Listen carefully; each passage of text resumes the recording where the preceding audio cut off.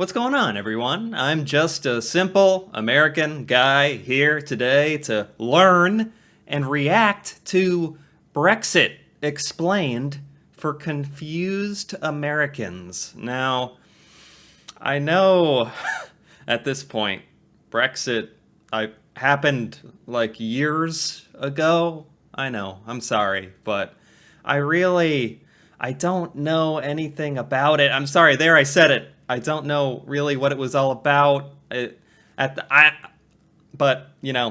here I am. I have the faceless internet here that won't judge me. I can type in Brexit, it'll teach me, and we can sweep this all under the floor. Honestly, watching all of the UK videos that I've been watching and learning, I got reminded about Brexit and reminded about my ignorance of what Brexit was all about, what it is, So I thought, at the very least, it would make for content. At least my lack of knowledge has some purpose in this world. But I feel like everyone was using that word, Brexit. It was definitely in American news, don't get me wrong. I just didn't take that step and kind of pay attention and learn about it because, selfish American. I was just concerned with my own day-to-day living life. But, and at this point, I'm too scared to ask. I'm scared. It's like that meme, like everyone's saying the word Brexit, and at this point, I'm just too scared to ask what it means. I just nod my head, like, yeah, Brexit, sure. But anyway, with that all being said, it's time to rectify that, right? So, Brexit explained for confused Americans. Perfect. Here we go. Are you an American who's having a hard time making any sense of Brexit news? Yes. Maybe you feel like you should know a little bit more about what's going on in the UK, but you're worried it's too late to ask. Oh my gosh, why is this so close to what I was thinking a minute ago? Wow, she's nailing it. But, so this was 2019. Okay, 3 years ago. Better late than never. It seems like every week we hear about another crucial world-ending vote in Britain's parliament. Okay. It's not your fault if you don't know what's going on. Thank you. Because nobody knows what's going on. Oh, perfect. Was this true? Was this true 3 years ago? Did no one understand Brexit? I don't feel so bad anymore, right? Okay. Since the UK voted to leave the European Union in June 2016, it hasn't been... The UK voted to leave the European Union in 2016. I actually didn't know that. And I don't really understand the impact of that or ramifications of that, but it sounds significant. Leaving a world body, anyway, I didn't know that. Been able to figure out what that actually means. Brexit means Brexit. And time is running. What does Brexit mean? What does it mean? Like, that word is made up. It's fake. I'm being tricked here. It's not real. All of this is fake. Out. The UK is supposed to leave by March 29th. So why is it all so complicated?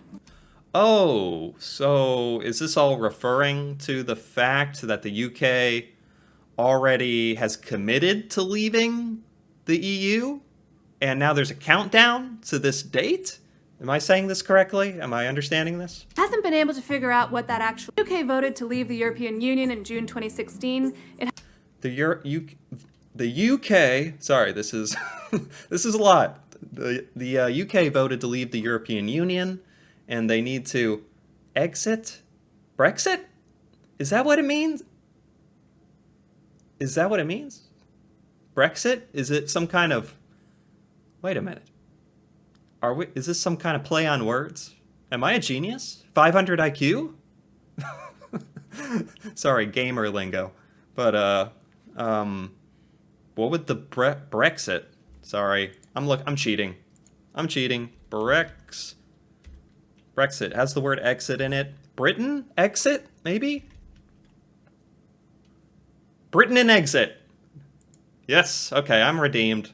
It's basically like I knew all along, since I was able to, kind of reason it out. It hasn't been able to figure out what that actually means, Brexit means Brexit. and time is running out. Brexit means Brexit. Somehow that made all the sense all the sense in the world to me somehow. Okay, I feel like I have dragged this on and I still haven't learned anything yet. The UK is supposed to leave by March 29th. So Okay. why is it all so complicated? Yeah. Well, this isn't an issue that easily maps onto one party that wants it versus another that doesn't. Supporters of the Labour Party and the Conservative Party both voted for Brexit and against it. You know, this is a whole other side of it that I wasn't even thinking about because I'm not immersed in UK politics. I'm not a part of that. So it never really occurred to me to think about this is such a huge deal for an entire nation.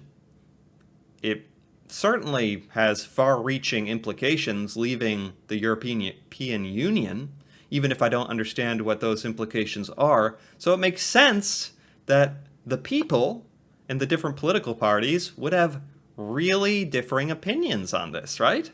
That makes a ton of sense. For very different reasons. Britain joined the EU in the 1970s, and many of those who voted to leave it say it takes away from the sovereignty of Britain. Hold on. I don't really even understand what the European Union is. For one thing, I'm shameless here. I'll admit it all. I don't know. I don't know what the European Union really is. I don't know what Brexit is. I'm sorry. Political and economic union, 27 member states in Europe. Okay, it's some kind of board or collection, an assembly of all these, what are we calling them? Member states? Okay. Yeah, that would make sense that Europe would do that. And the UK does not want to be a part of that. Why? Why would they not want to be a part of that? 70s. And many of those who voted to leave it say it takes away from the sovereignty of Britain. That's why the motto of the Leave campaign was Okay. Take Back Control, which may feel a little ironic in these chaotic days. Those who voted to remain, on the other hand, see the EU as a protector of human rights and the freedom of movement. Okay, so she's saying, I'm not saying, I got no say in this. I don't know what's going on. But from what I understand, if she is being accurate, some people believed that you could leave the EU and create more of a sovereign UK, independent, wonderful. And others thought that the EU had benefits, being a part of that, had human rights benefits, other benefits that you're all supporting each other, also makes sense. Okay. Both for people and for businesses. Brexit is such a massive injustice. What makes things even more complicated is Ireland. After 40 years of sectarian conflict, those who thought that Northern Ireland should be part of the UK and those who thought it should be part of the Republic of Ireland reached a peace agreement in 1998 that depends on keeping an open border. If the UK is part of the EU, that's easy to do. If it's not, it isn't. So, Brexit, look, I'm using it now. I'm using the term like I'm informed. Brexit had implications for Northern Ireland, which I now know is a part of the United Kingdom.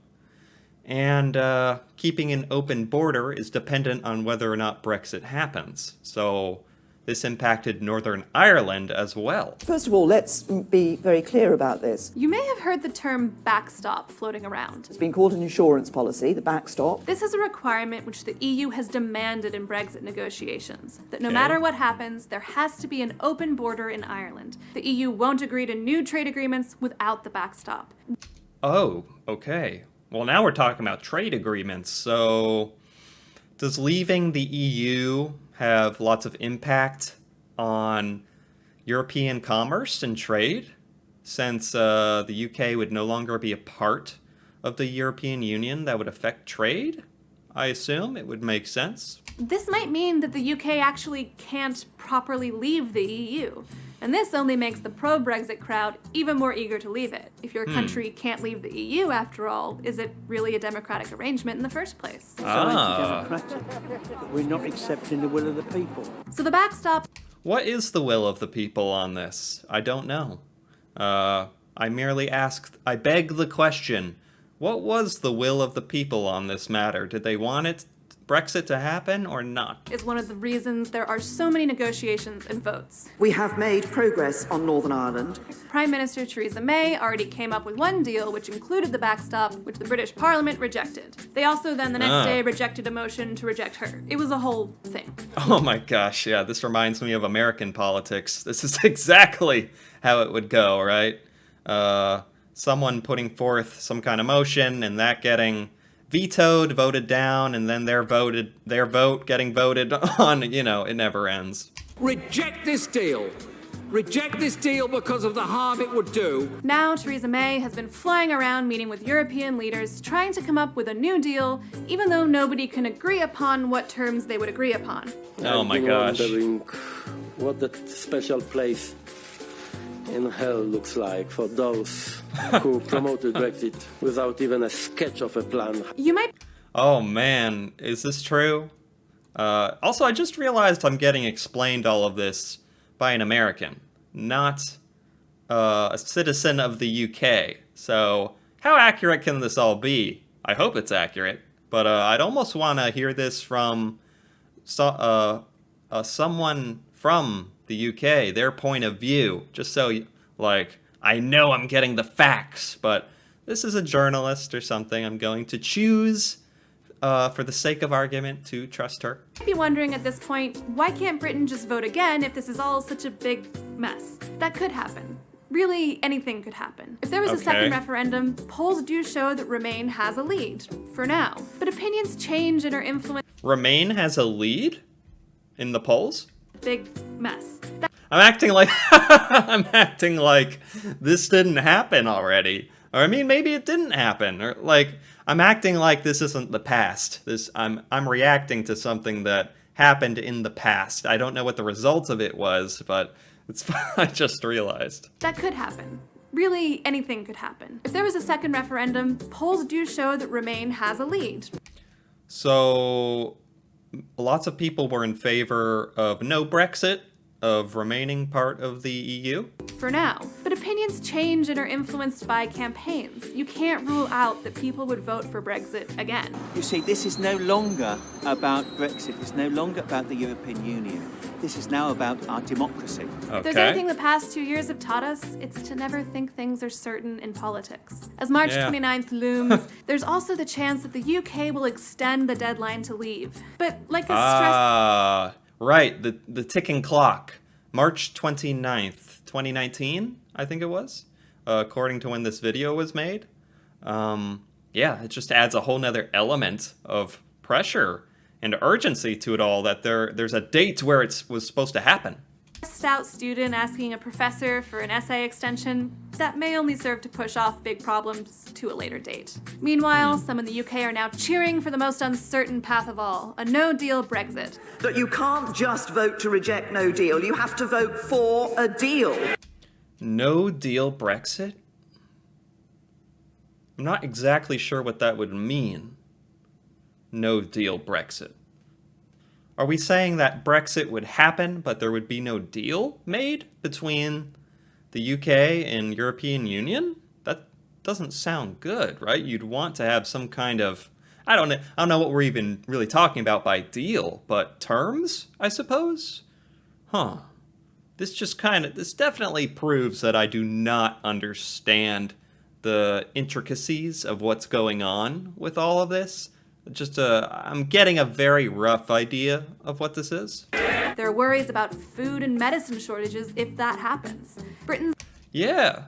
If there is some kind of agreement or partnership or extenuating circumstances that were agreed upon, what would the relationship between the UK and the EU be in a post-Brexit world?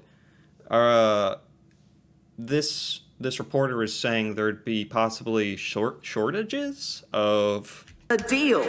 There are worries about food and medicine shortages. food and medicine shortages. Is that because the UK or the farmers or in some way are dependent upon the EU to make that happen? In which case, then why would you want it to happen? Or there's so many factors going on here. It's really Very interesting. if that happens. Britain's entire economy could be reduced overnight to hot takes about Meghan Markle's latest nail polish color. But many of the same people who campaigned most enthusiastically for Brexit in the first place are now pushing for Britain to take the plunge into a no-deal Brexit. They're saying No deal Brexit, okay. that all Britain needs is a bit of that blitz spirit that got the UK through World War II, which, as everyone knows, was no trouble whatsoever. You'll see more votes in the coming Okay. weeks, but for now, it doesn't look like any of them will resolve any of the issues surrounding Brexit. As time marches on, the United Kingdom marches on with it. Towards what though? What happened? Nobody knows. Okay. No, what happened though? What happened? This cannot end. Brexit. Brexit now? Perhaps? Brexit, 1 year on. Is life in the UK better without Europe? It happened. This is saying it happened. This was 6 months ago. Oh boy. This is riveting stuff for me, since I don't know what happened. Where are we now? Brexit? UK faces challenges 1 year into Brexit. Challenges linger post-Brexit. So Brexit was passed? It occurred? Was it a deal or no deal? I did not mean to bring up that game show. Let's try this. Next, it's now a year since Brexit took full effect and the UK left the EU's single market and customs union. There you go. There you have it. It happened. It happened. This is this is like big news to me. This is from December 31st, 2021, 8 months ago from right now. Okay. The date came with predictions of disaster for the British economy, but 12 months later, how has the country coped? Yeah. How has it December coped? last year, as Britain readied itself for a hard Brexit, Prime Minister Boris Johnson addressed Parliament in his typically confident style. So I guess eventually a vote was carried out over Brexit and it passed. That's kind of the part I'm not watching, but I'm assuming happened. That something was passed and agreed upon with Brexit, and I wonder what the terms were between the UK and the EU. And if this is still in effect, I guess congrats on being independent of the EU. I guess. I don't know if that's something that I should be saying congratulations for. I don't know. I have absolutely no doubt that from January the 1st, this country is going to prosper mightily, Mr. Speaker. Okay. All right. But the reality is the country's woes began almost immediately. Oh no. But was it as a direct result of Brexit that the UK's woes began? Britain's chemicals, electrical equipment, machinery, metals, minerals, and textile sectors became hopelessly entangled in the trade deal's so-called rules of origin. Oh boy. So there were a bunch of trade deals and regulations and rules that got messed up because of Brexit. All of those past rules and protocols which existed when UK was part of the EU no longer exist. So I can see where that would throw everything up into the air, right? Any goods arriving in Britain from abroad and then exported into the EU incur a customs levy, and Britain's supply chains rely on a vast number of parts sourced from outside the European Union. Yeah. Thousands of trucks trying to exit the UK were tied up in the red tape. Yeah, the implications of Brexit passing are quite far-reaching. This is a significant event, which makes it all the more embarrassing that 10 minutes ago I didn't know what it was. But after today, I'm going to pretend like I always knew, and there will definitely be no evidence that I didn't know ever, anywhere. It's not good, and this situation is for me and too much paperwork, too much wait, all the time is wait. This is not good. Yeah, it affects, even these truck drivers. It directly affects them. I wonder which way they wanted this all to go. Then, in September, the UK's petrol pumps ran dry. Fuel deliveries from the EU stalled, and a shortfall of European drivers who had left Britain contributed to the perfect storm. The result? National shortages of foodstuffs and other retail products. Independent economists expect the UK's gross domestic product to drop by 4% as a result of Brexit in the coming years. Oh my Exports have already fallen. Wow. I bet I mean, what was the public sentiment at this point? Brexit has passed. It's been a year, and everything's going to hell, or so seemingly, from what I can see. What was the public sentiment at that point? Was everyone like, "Oh no, this is a coincidence. It's a economic cycle," or was it pretty obvious that this was all a byproduct directly of Brexit?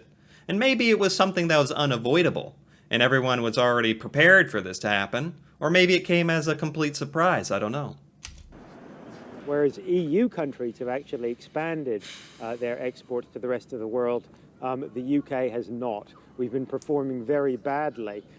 So in that sense, at least, so far at least, Brexit has clearly failed to deliver. Ah, that's unfortunate. But this is still... I'm still in the future. I'm still a time traveler. Time has passed since this. Although I'm acting like I don't know what happened up till now with inflation and all sorts of crazy stuff going on. So, I don't know. What can you do?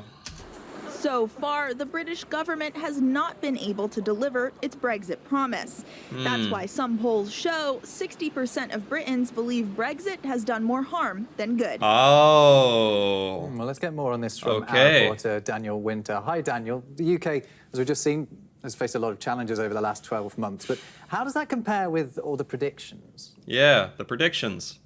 Well, Rob, as you probably remember, Boris Johnson promised sunlit uplands when it came to Brexit, but now it seems that Britain is facing more of a winter of discontent. Now, I tried to find what the positives were, the upsides were in this. Yeah, I'm glad he's going over this. I want to know, are there any upsides to Brexit sort of occurring? Whole post-Brexit era, but it seems there are some, some of the most dire predictions didn't come true. The pound took a bit of a beating at first, but then recovered afterwards, and the City of London is not currently a shadow of its former self, and all of the issues that Britain has faced are merely teething problems, the Prime Minister would say. However, it's not possible to escape the reality that Britain is not yet and has no visible prospects of becoming a Singapore on the Eastern Atlantic, which was partly the vision. I mean, we've seen... So the vision was very ambitious. It was... And maybe there's still a world where this vision comes to fruition? I mean, whether the UK was part of the EU or not, I would imagine the UK would prosper in the long run as a world power. So I am a bit curious if kind of tangible things can be identified in the years to come that you'll be able to point at Brexit and say, oh, hey, 2 years after Brexit, 3 years after Brexit, because of X, Y, and Z, good things happened for the UK. Or is it merely that the UK would have thrived no matter what, as I would expect?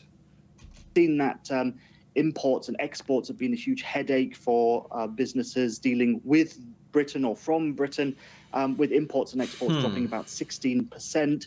It's even worse for services, though, with the UK Trade Policy Observatory saying that imports and exports of services to the EU have dropped 37%. Oh, my goodness. One saving grace for Johnson is that COVID has obscured the full impact of Brexit. I didn't even think about that the pandemic happened during all of this. But it seems that Britons haven't got what they were promised yet. Okay, Daniel Winter, thank you very much. Okay. Okay, end the interview. End it! Oh my god. They just stopped on the interview there. What the heck? Okay. Thank you, DW News. I give you a like. And you know what? That first video was helpful as well. Washington Post, thank you. Wow. Very interesting stuff. I had absolutely no idea what this word, Brexit, meant not too long ago, and now here I am. I have a basic understanding of what happened. And I mean, I should do this more often with stuff. just ignore super important things, super important, impactful events happening to the U.S. and other huge nations. I'll just ignore them for years, so I can like act like I travel through time and just watch a summary in a 5-minute video. That's really convenient, honestly. But seriously, this was quite informative. It seems where we're at now is I'm left just looking at a report of the UK in a post-Brexit world where everyone's still kind of waiting and seeing what's going to happen, because the pandemic came. Well, obviously from what I just saw, the popular sentiment seems to be that Brexit was a massive failure. And I am curious if that is still the sentiment right now in the current day. And I'm interested to see what will be looked back and thought about all of this in the years to come. Honestly, that's all I can even say about this. It was mostly just a learning experience for me. Just being able to say I understand what Brexit was even about. And turns out it was pretty significant. Who knew? But anyway, if you enjoyed this reaction, if you enjoyed this video, feel free to give it a like or leave a comment. And if you're interested in more videos like this, more reactions to the UK and themes, culture, news, things I've never seen before, feel free to subscribe for more. And until then, thanks for watching, and see you next time.